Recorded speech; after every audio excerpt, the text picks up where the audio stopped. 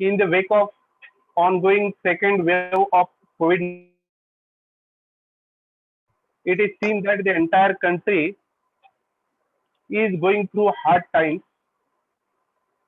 We have also lost few members in recent past, which is really a painful. In such scenario, there were some suggestions by the members of the bar which we have considered, and the High Court Bar Association has decided to take some measures to help their members in this crisis. I must acknowledge and thanks to our senior members as well as the team of young lawyers who have consented and they are actually participating in this activity. In last webinar, our secretary, Mr. Praful Kubalkar, has given an idea in brief about these measures, and we will take endeavor to help our members in all possible manners. As we have seen from various media, from various sources, we are getting information about the COVID-19 every day, which is creating confusion in the minds. And today, in order to clear all these doubts, we have invited an expert doctor, Dr. Sanjay Kriplani, head of Intensive Care Unit, Alexis Hospital, Nagpur. Before doctor will start guiding our members, I would like to make an appeal to the members of the bar. They will have to follow the guidelines of the state government given in this behalf. Now, Sahil will introduce today's speaker and he will continue the further program. Over to you, Sahil. Thank you, Purushottam sir. Dr. Sanjay Kriplani is an head and MD of the critical care of Alexis Hospital, Nagpur. He's in the medical industry since last 20 years. He's one of the COVID warriors, and he's also playing a very important role in keeping everybody safe and also taking care of intensive care units. And he's here to guide us on COVID-19 facts and myths. So without wasting much time, though sir has a lot of accolades and awards, but today he's here to help us and guide us, I would request sir to begin with his address.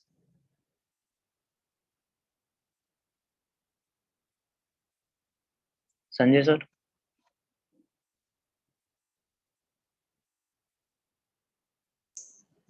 Sir, you have to unmute your mic, please.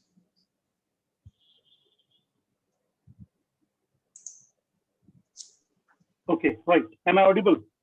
Yes, sir. Yes, sir. Yeah, thank you. Hi, good evening all. At the outset, I would like to thank the High Court Bar Association for inviting me and giving this opportunity to present me in front of such a august gathering. Special thanks to Dr. Mr. Shyam Devani sir for taking all the effort and bringing together the Doctors and Lawyer Association and conducting a series of webinars on this very important topic. Regarding to today's topic, let me tell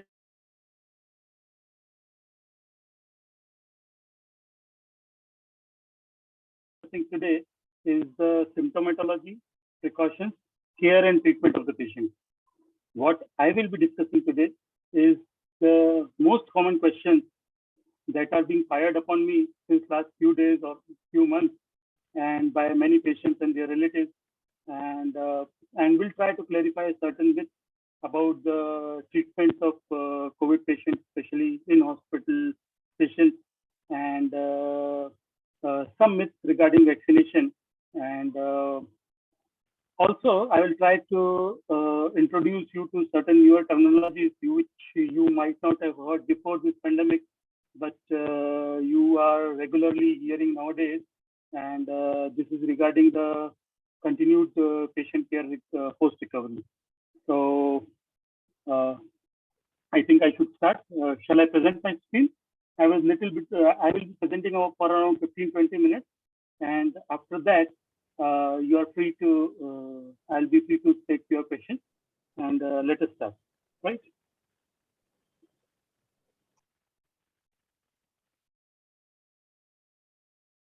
Sir, please enable my share screen. The alert is saying host has disabled participant screen sharing. Please enable that, sir. Sahil, enable sir's screen sharing mode. So can you try now again?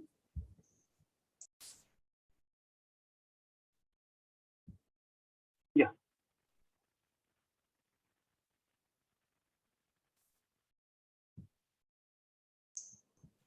Yes, sir. Now it's visible on the screen, sir. Yeah.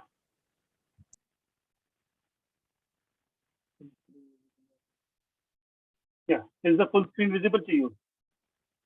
Yes, sir. Absolutely. Yeah. Right. Thank you. So let's start. Today's topic is about COVID-19 myths and facts. I am Dr. Sanjay Kriplani, consultant critical care at Alexis Hospital. Has been working in the treatment of COVID patients since last almost a year, and I'll be telling you 2 or 3 very important myths, the questions which are regularly fired upon in last almost a month. And the first myth is what High Court has said to clear to the general public. And first of all, we have crossed 17 million cases in India and more than 2 lakh deaths. These also include many patients who are not diagnosed, who are asymptomatic, and many deaths that have not been reported because of some reasons or other. So we are really in a greatest health issues since last 1 century. So the first myth that Honorable High Court has intervened in this pandemic, and you might have listened that remdesivir is not available to many patients, and many people are thinking that because of non-availability of remdesivir, patients are dying. So Honorable High Court has intervened and asked the medical fraternity and our councils to clear this myth. And so I'm not saying that remdesivir is not useful, and remdesivir is useful in certain subset of patients, and some studies have found it to be useful in certain high-risk individuals, and has not been studied so thoroughly in many group of patients. So one thing which out of all the studies which we have, which the world has conducted in last 1 year, one thing has come out that remdesivir is not the magic bullet for COVID-19. First study which was done by mega study which was done by WHO last year, and where they had tested around 4 drugs which include remdesivir and hydroxychloroquine, which we might have listened, and they all fall flat in this study. This trial which was conducted is called Solidarity Trial. The conclusion of this trial was that remdesivir, hydroxychloroquine, along with 2 other drugs, had no effect on the duration of treatment of the patient and mortality of the patient.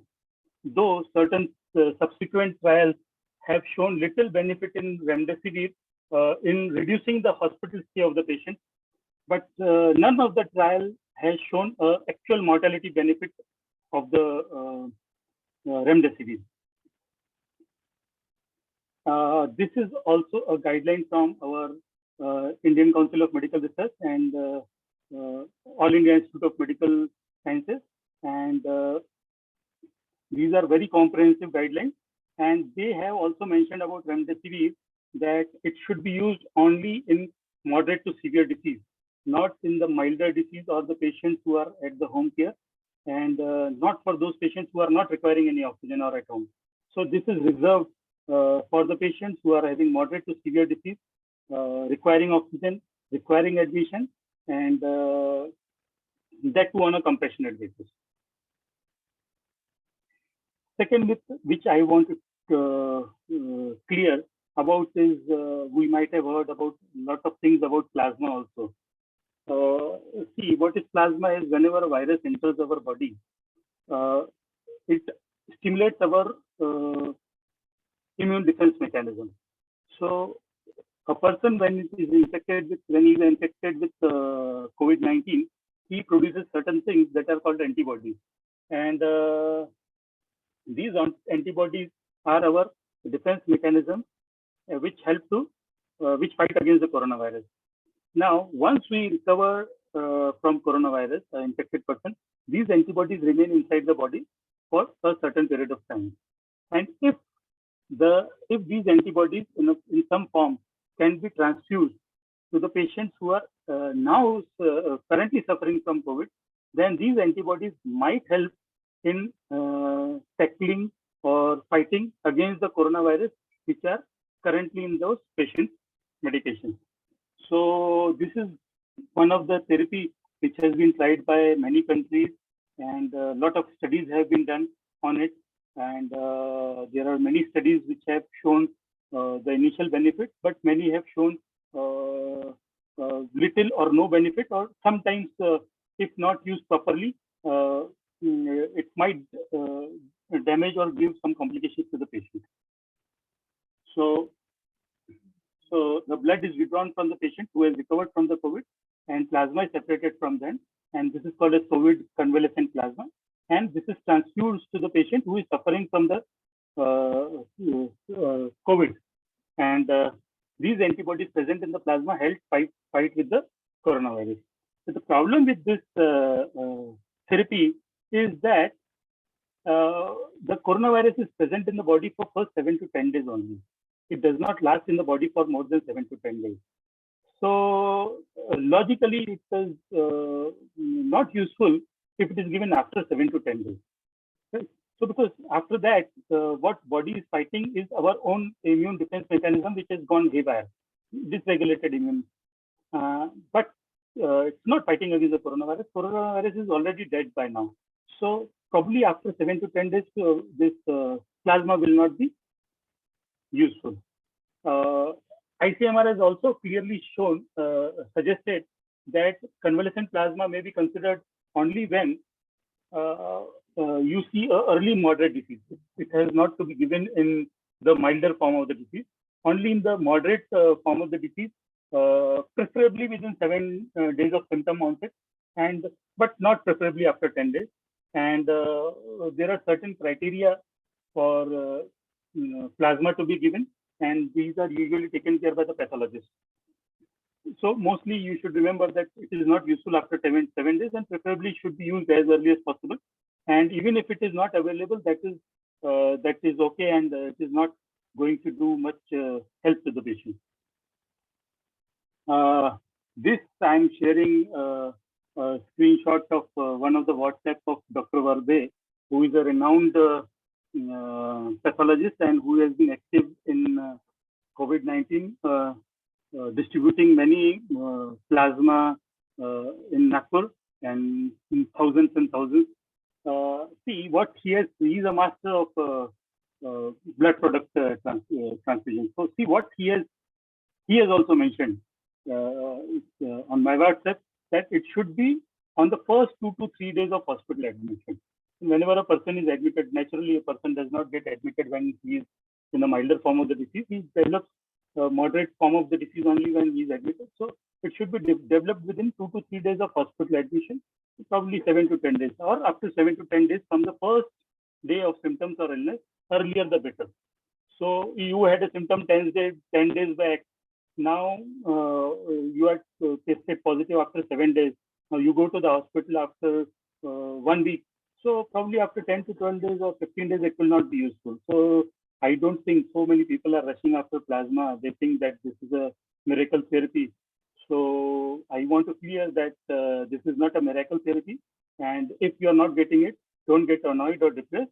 And because these remdesivir, plasma, they are not the life-saving medications, and they don't, in the long term, they don't change the mortality of a person or outcome of the disease. The next thing I want to clear about is the vaccination part. The vaccination is ongoing since last almost 3 months. Initially, all healthcare workers and then frontline workers, and now all above 45 years are getting this vaccine. From first, all those above 18 years will be getting vaccine. There are two types of vaccines that are available in India. One is Covishield and from Serum Institute of Pune, and second is Covaxin, which is from Bharat Serum. So both the vaccines are good, and lately we have been hearing about some scattered news about the complications of COVID and some problems associated with the vaccine. And let me try to clarify certain myths around the vaccine and try to understand how vaccine is useful to us and how much it will be beneficial to our society and country and the world in ending this deadly pandemic. So, can a COVID-19 vaccine make me sick with COVID-19? The answer is no. See, what COVID-19 vaccine does is, usually they are vector viruses that are injected in your body. These are attenuated viruses or killed viruses. Like in Covaxin, the virus is completely killed by a chemical process, and then a small portion of that is injected in your body. When a vaccine is injected in your body, what your body recognizes is the parts of coronavirus which are present in the vaccine, and it recognizes it as a foreign, and then body tries to make antibodies or defense mechanism against those parts. So coronavirus, as you all know, it enters through nose. So taking a vaccine intramuscularly cannot give you COVID. The route of entry is not intramuscular. The route of entry is your nose and nasopharynx. So COVID-19 vaccine does not make you sick with COVID-19. There are certain cases where patients have been detected as COVID positive after some time after taking vaccine, but this is not probably because of COVID-19 vaccine. This is because the virus is entered through the nose. Already pandemic is ongoing and so many people are already infected. So this has compounded everything. So don't think that COVID-19 vaccine is going to cause you COVID-19. Second myth is the same regarding the same. Even if you are not getting COVID-19, some people say that there is a myth I have heard that if you get a vaccine, you will test for positive in the COVID for the COVID-19. No, the same reason, the same logic applies. The vaccine is given intramuscular. Vaccine is not given in the nasal cavity. So there is no chance of you coming to be a antigen positive or RT-PCR positive after taking the vaccine. Yes, if you test the blood after say 2 weeks or 3 weeks, so your antibodies can be positive. That is our aim of giving the vaccine. So a person can get antibodies positive in their blood, and that is the aim of giving the vaccine after probably few days of getting the vaccine. So this is the second thing about the COVID vaccine. So it's a big no. So after getting the COVID vaccine, you don't test positive for COVID-19 vaccine.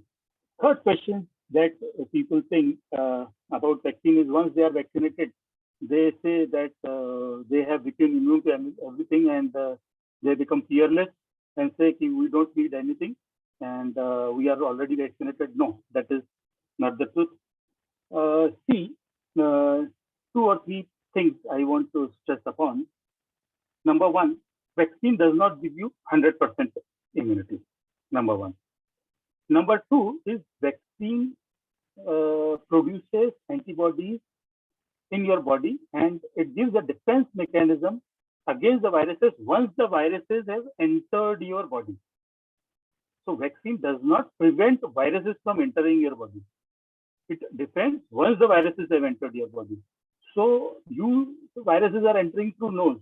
So all the precautions which you were taking before vaccine has to be continued after the vaccine. So you will ask, what is the advantage of taking the vaccine?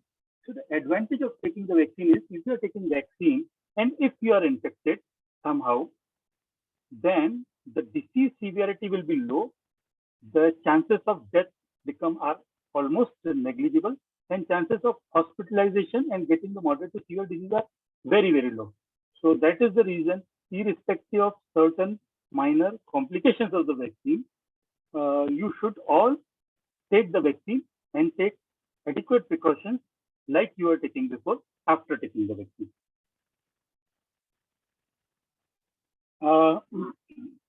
I want to clarify again, these are the certain questions that I'm regularly getting from patients and from the relatives, though this is not a myth, but I want to tell you certain things which I'm regularly hearing. I want to tell you something about the antigen test. See, antigen test is usually used for mass screening of the patient. And whenever an antigen test is positive, you should consider the person to be infected with the coronavirus. If a antigen test is negative, if the antigen test is positive, you need not go for RT-PCR test. Once a positive test of either antigen or coronavirus, once positive is positive. If you have done 4 tests, 2 RT-PCR negative, 1 antigen is negative, but 1 antigen is positive, that should be considered positive, because there is no false positive test. There are all false negative. False negative can happen, false positive don't happen. So once you are antigen positive, then you should go ahead with the treatment as early as possible. So the early treatment always helps the patient. So whenever you are antigen positive, rather than waiting for RT-PCR, because it's already in the RT-PCR is getting delayed by 48 hours because of the huge number of inflow of the patient.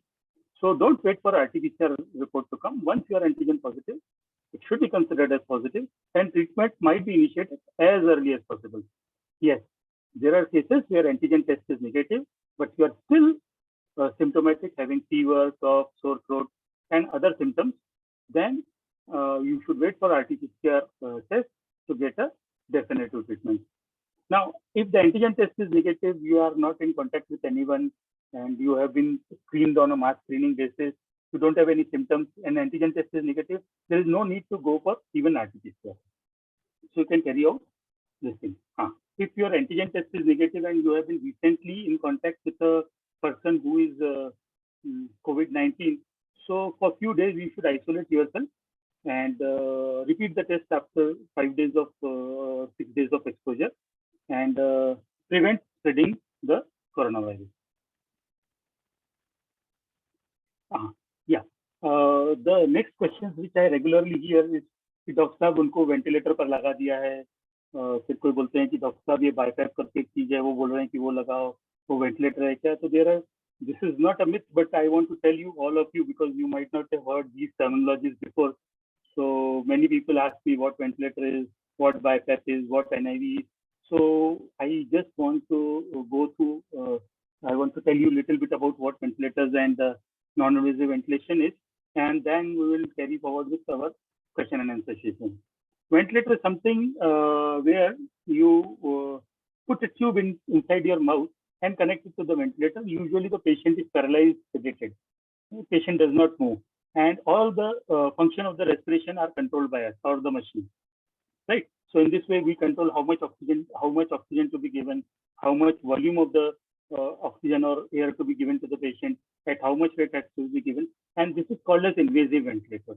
So these are used only in severe cases of COVID-19, not used in mild to moderate cases. The first therapy is giving the oxygen supplementation, and then goes the preferable mode is non-invasive ventilation. That is a ventilation in which there is no endotracheal tube, or there is no tube inside your windpipe or trachea. So this is called as a ventilator. You might have heard something about the BiPAP also. There are many patients who are being kept on a BiPAP, portable BiPAP or non-invasive machine. Our modern machines also have non-invasive mode. So whenever we put someone without the tube, with the mask, on these machines, that is called as non-invasive ventilation. The similar portable things have also come up. These are called BiPAP, bi-level PAP, positive air pressure. What it does is, it gives the oxygen through a pressure pipe it delivers the oxygen through a pressure pipe to your mouth. So whatever there is a tight sealing mask around your face and nose. So whatever air and oxygen it is going, it is through pressure. So normal, suppose it's atmosphere. Normal, we are breathing at atmospheric pressure. What it does is it creates certain pressure, and the higher pressure is called IPAP in our language. Lower pressure, or at the end of expiration, it is called EPAP. So not to go into much detail about it, but it gives the oxygen or air at a pressure. What it does is it does not allow the alveoli to collapse. So your lungs to collapse. What happens in COVID is your lungs become stiff. They tend to collapse. So this keeps the lung open and try to help taking the respiration. So these are available. These are very cheap, available on rental also, and they are very helpful in treating the moderate patients of COVID-19. And these are called non-invasive ventilation and or BiPAP. Many people who are recovered after the COVID are having pulmonary fibrosis. They also take this machine to the home, and they take care. They apply during the sleep or during the daytime for the BiPAP during their recovery time. The next thing which we have commonly heard is about the oxygen concentrators, which we are regularly using. We have heard that so many people are dying because of shortage of oxygen, which probably we are taking care of. And there has been really huge shortage of oxygen. So these oxygen concentrators have come up in a big way. These we have been using since many years in certain conditions called as interstitial lung disease. What they does is they concentrate the oxygen. They are run on the battery and electricity, and what they do is take the air, remove the nitrogen from the air, and give the oxygen to the patient, which is about 91 to 94% pure. So these are very cheap, costing around 30,000 to somewhere 60,000 different models, and they deliver about 91 to 95% of oxygen at a rate probably 4 to 5 liters approximately. So these are being used in many hospitals for those patients who are requiring lesser amount of oxygen, and also those patients who require oxygen at home post recovery. So these are being used for this thing. So there are many queries regarding oxygen concentrators. So I thought I will also share what oxygen concentrator is with you. And it's like you can take it home and use oxygen concentrators while you are recovering. Once you are recovered, then probably no need of oxygen. So once you are given oxygen at home with recovery, what it helps is it reduces the hospital burden also, right? And also saves the medical grade oxygen for the patients who really need it. This is how it works. It actually, there is a compressor in the oxygen concentrator, and it pumps it into certain sieves. These are there are certain particles, ionite molecules, which absorb or filters the nitrogen oxide and filter the oxygen, and they give it to the patients. So this is a brief mechanism of how the oxygen concentrator works, and it gives about 90 to 95% of oxygen, up to maximum 4 to 5 liters. Someone who is requiring 8 to 10 liters of oxygen and who is having moderate disease, he has to go to the hospital, and oxygen concentrator will not help in those patients. One thing more I wanted to stress about, there are many patients I'm getting calls that his oxygen saturation is not improving. They are not able to get the bed. So there is one mechanism in which our body responds is whenever we lie on our back, the oxygen, like the normal thing, and when we lie prone is sleeping on your tummy, the oxygen improves after sleeping prone. So those who are having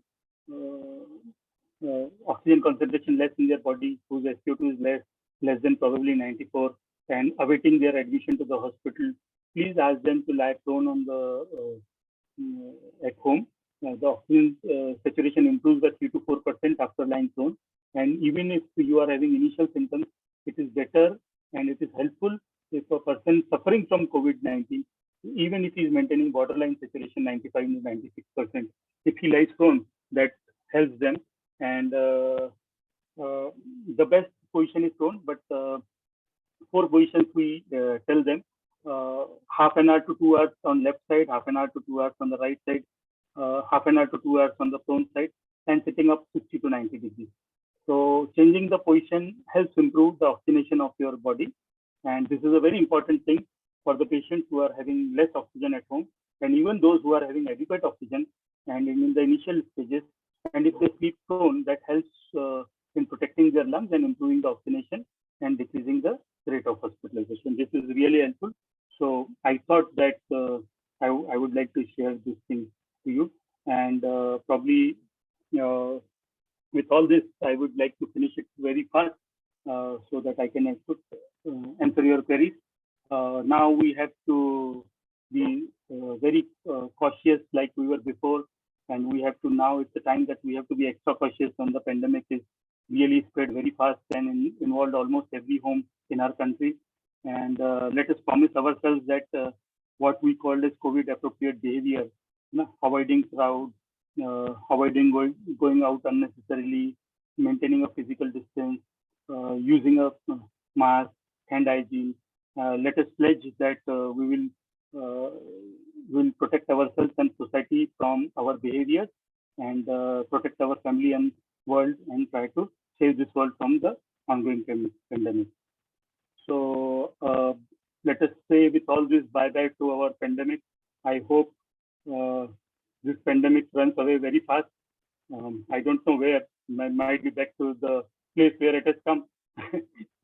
But I want the world to end suffering. God has tested us really hard in this pandemic.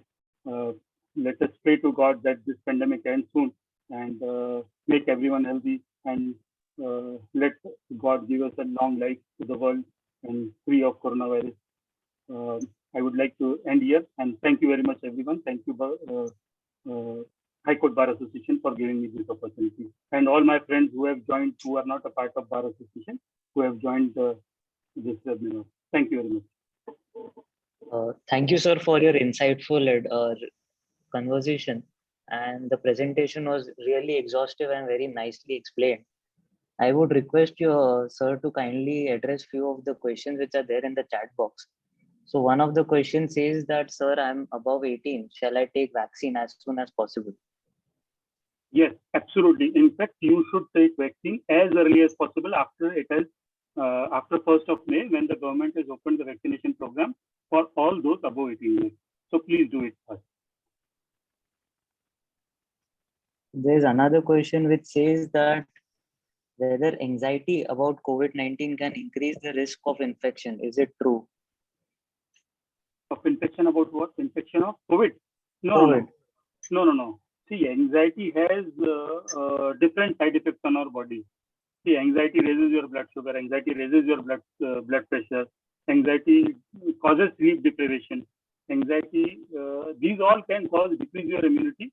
So indirectly, anxiety is related to your chances of getting any infection or this thing, but anxiety per se does not increase any direct chance of getting the COVID vaccine. You should see little bit of anxiety is important, or little bit of cautiousness is important.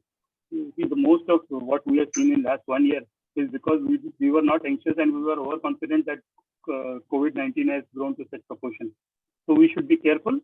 Yeah, there is not to be afraid of COVID, and we should use our precautions, whatever we are taking, and take adequate. Most important thing about saving from COVID-19, apart from our behavior, is good diet and good sleep. These are the two most important things in defending your body against the coronavirus. Yes, sir. So there's another question which says that smoking reduces the risk of coronavirus. So is it true? No, that is not true. There was one study initially in Germany 1 year back, which it was not a case controlled study, and this thing, it was just a retrospective study, and it's not proven. In fact, those who are smokers, they have decreased clearance from the lungs, and if they have decreased clearance in the lungs, so the whatever sputum or whatever infection inside the body is not able to clear up.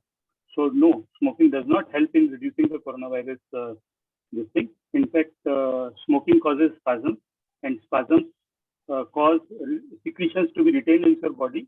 So you will not be able to cough out your secretions properly. So let us be not in a myth that smoking reduces the coronavirus. Coronavirus will enter the body. वो बोलते हैं ना हमारी भाषा में कि तुम अगर सीधे हो और अच्छे हो और तुम रास्ते पे बेखौफ चल रहे हो तो इसका मतलब ये नहीं है कि तुमको भैंस नहीं मारेगी, है ना? तो दादागिरी से कुछ नहीं होने वाला. You have to be careful and vigilant, and please stop this myth that smoking reduces coronavirus. It does not. So there is another question which says, what is the chances of survival of a patient on a ventilator? See, yeah, this is a very pertinent question. See, ventilator is applied on very few patients, less than probably 1% of the individuals who are infected with COVID. Because before ventilator, when a person is conscious and developing hypoxia, we first give oxygen. Then after that, the role of NIV BiPAP, I have told you. Many of the patients, in fact, most of the moderate to severe patients come out of the this non-invasive ventilation only, even the moderate to severe. There are certain subset of individuals who do require ventilator and prolonged respiratory care, prolonged ventilatory care. I will not say that the patients who are ventilator survive. There are very little percentage of patients who survive, but yes, definitely there are many patients who have survived on being ventilator, came out of the ventilator, tracheostomy. Those who are those who are ventilated on the ventilator for about a month, 1 month, 1.5 months, even those patients have come out, because most of the patients in the latter part are on the ventilator because of their lung fibrosis, because lungs have become stiff. What happens is, over a course of time, over a period of few weeks, what happens is the remodeling happens in your body, and lung fibrosis reduces. So once lung fibrosis is reduced, then probably you can become off the ventilator. So it is wrong notion that all the patients who are on the ventilator die. Yes, that is true that all the patients who are on ventilator are very sick and very critical. So there is this question which says that the person who has taken first shot of vaccine has turned out positive. After how much time should a patient take the second dose, and how long does it take for the vaccine to provide immunity? See, once you have taken the first dose and you are COVID positive, so recommendation is after some people say 14 days to 2 months, but our ICMR says 2 months. So probably once you are infected, 2 months is the appropriate time after which you should take the vaccine. And once you are vaccinated, both the doses, first dose and second dose, I don't know how much, there have been no studies because the pandemic has been 1 year long only, but it does provide immunity for few months, but I don't know whether it to provide immunity for years or so. If there's a possibility if it does not provide, we might need a third shot probably a year after. So this is in the future studies that will come out. So as far as now it is concerned, we have to take doses, and it provides immunity for approximately 3 to 5 to 6 months. That's the adequate time. So there is this question which says that if I was exposed to a positive patient, though RT-PCR and CT negative symptoms appeared 18 days ago, only mild symptoms appeared, but still mild cold, etc. I'm still isolated. Is it okay if I come out of isolation? No. Once you have been exposed to coronavirus patient and you don't have any symptoms, and you have isolated yourself for 1 week, tested after 1 week for RT-PCR and antigen, and you are negative, you can come out. But that does not mean that after 14 days you cannot get a second infection, except that you have been isolated completely.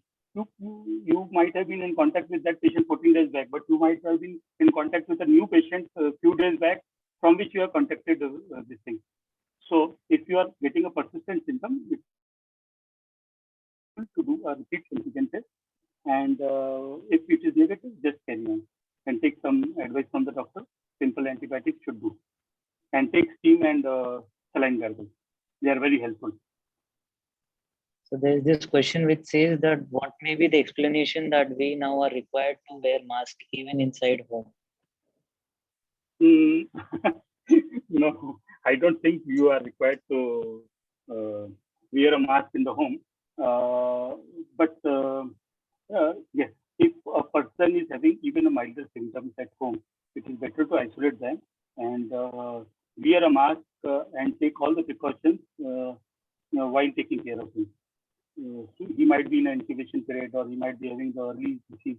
So that once you might have seen that one person gets infected, the whole family is affected. So it is for your benefit that if some person is infected or showing symptoms of COVID, isolate him and take precautions yourself. So that if you are healthy, you are okay, you will be able to take care of him or her. Thank you. So next question is, what is the minimum oxygen level which one needs to go for oxygen cylinders?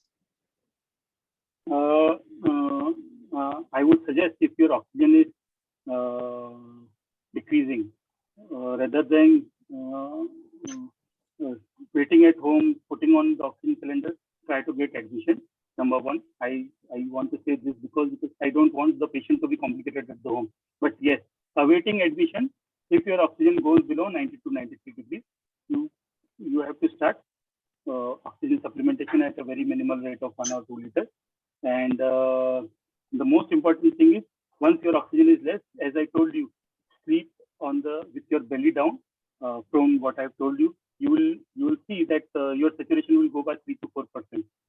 So please do that if your oxygen is going down. And don't think that with oxygen, if your oxygenation is 93, 94, that does not mean that you should not go to the hospital. This is only for those people who are awaiting admission to the hospital. You can take oxygen at home. And yes, after recovery, there are many patients who require oxygen at home. I think that answers your question. So there's one question which says that recovered patient having antibodies, should he be vaccinated? Recovered from COVID? Yes. Yeah.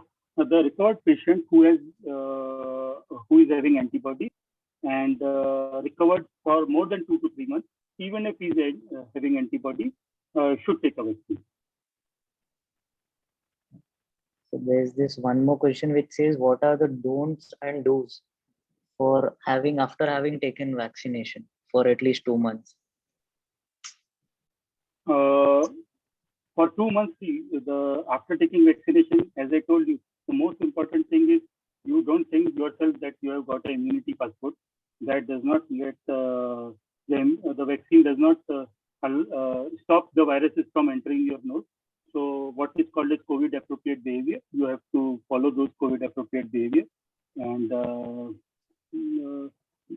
apart from this, if you don't have any problems with the vaccine, please motivate others to take vaccine. That is the most important thing to end the pandemic, and take precautions after taking the vaccine. Yes, thank you. So there's this question which says, what precautions shall be taken if the virus is spreading in the air? The same precaution. Virus is spread in the air, right?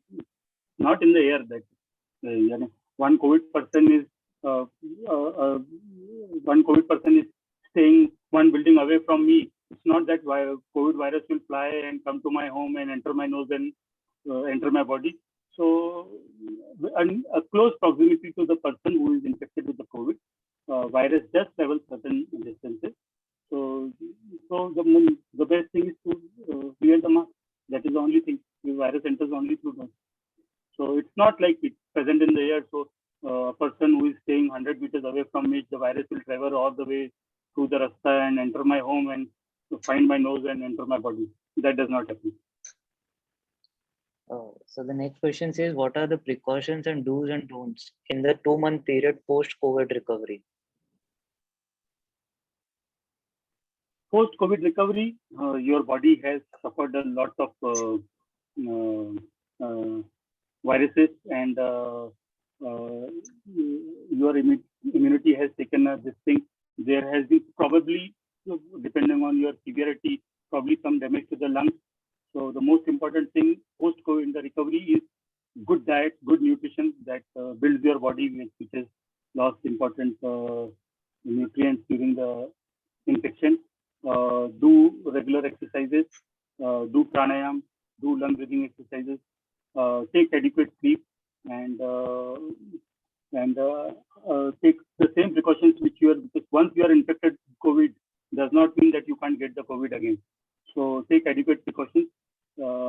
If you are elderly and recovering from COVID, or recovered from the COVID, like you are 60 years old with comorbidity, diabetes, hypertension, heart disease.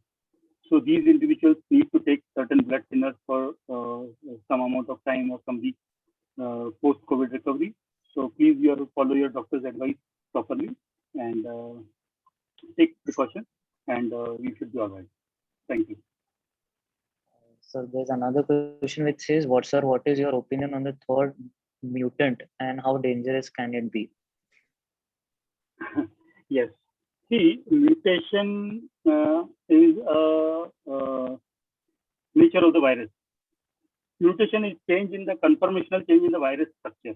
That is called as mutation. So mutation has, since virus was in 2019 November, when the virus came into the world, there have been thousands and thousands of mutation in the virus,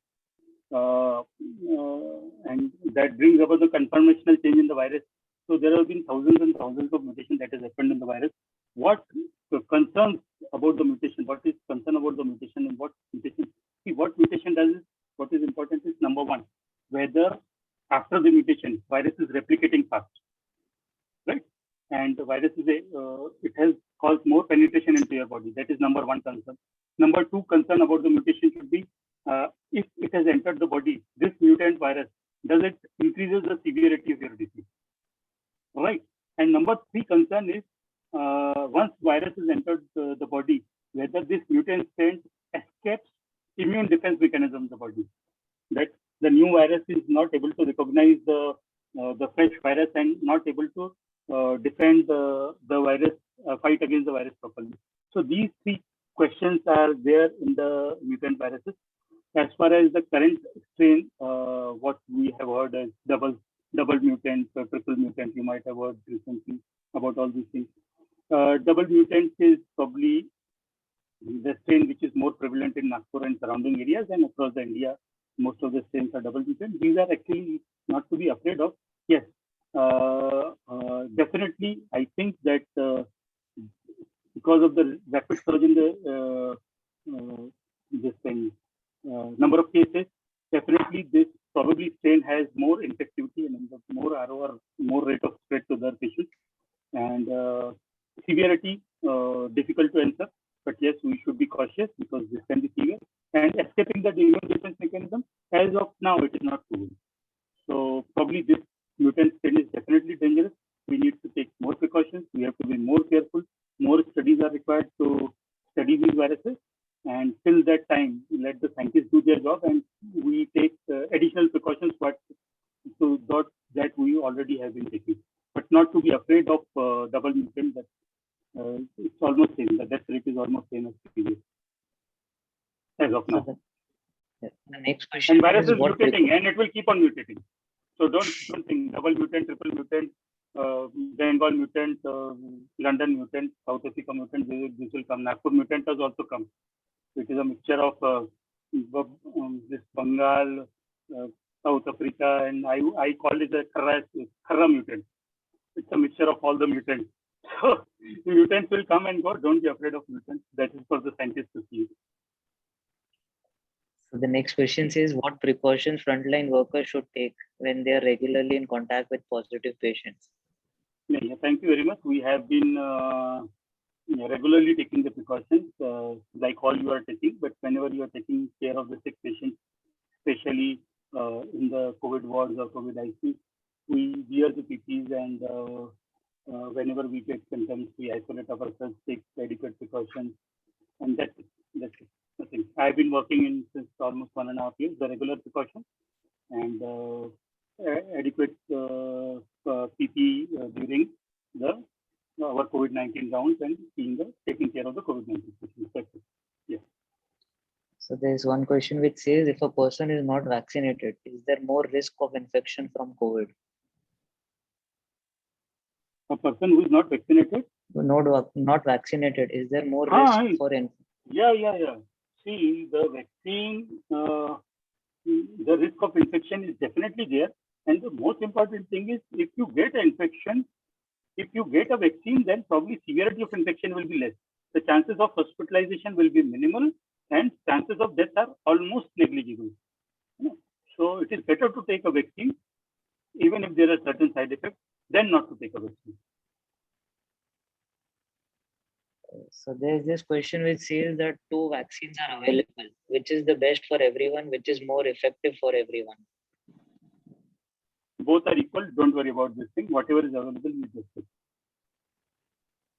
So there's this question which says whether steam helps in reducing the infection for COVID-19. It might. It might. It might have symptomatic relief. It does give. There's a nasal congestion, inflammation in the throat. So it does give symptomatic relief. But getting rid of the viruses, no, I don't think so. There's no study to prove that steam kills the virus. But yes, symptomatic relief, nasal congestion, throat congestion, it helps, and it helps you feel better. I would just take one last question, since you're very busy, which says that we are hearing that after taking the vaccine, clots might develop. So as a precaution, should one get blood test done after the vaccine? No, blood tests are not required to be done after taking the vaccine. There are certain cases where blood clots have been detected in some types of vaccine, and they are being studied. And there are very few cases which have occurred. So, especially elderly individuals who are suffering from the heart disease, who are already on the blood thinners, and they should continue taking the blood thinners. And those who are having high risk should monitor themselves, and in case of any symptom they get, they should contact the doctor. And if they are taking blood thinners already, they should continue taking blood thinners. I have recently heard one person asking that someone is asking to stop blood thinners before taking the vaccine. No, you don't have to stop anything, any medications before taking the vaccine. Whatever medications you are taking, you should continue taking those medications. Yeah. So sorry to bother you, but there's one more question which says that what is the effect of rise of D-dimer during COVID period, and what is the course of injection that should be taken and for how many days? Yeah. D-dimer, what COVID does is COVID attacks your body in two ways. Number one is that it damages your lungs, right? So our oxygen reduces. What second does is this attaches to the certain receptors inside your blood vessels. Whenever oxygen is entering your body, it has to enter through lungs and go inside the body and into the blood vessels to be delivered to the different tissues. What happens during this coronavirus is there are certain clots inside the blood vessels. So the product of this blood clot is called as D-dimer. D-dimers are small particles that are broken away from this clots inside the body. So raised D-dimer indicates that there are clots inside your body. So the treatment of raised D-dimer is usually blood thinners, injectables that we are giving. You might have heard of low molecular weight heparin, Clexane, etc., etc. So those who have raised D-dimer are given the low molecular weight heparin. For how much it has to be given, it depends on how much lung involvement is there, for how long your D-dimer is continued to be raised. So it is usually given from 5 days up to 14 days to 3 weeks. So that depends on the doctor and your present condition.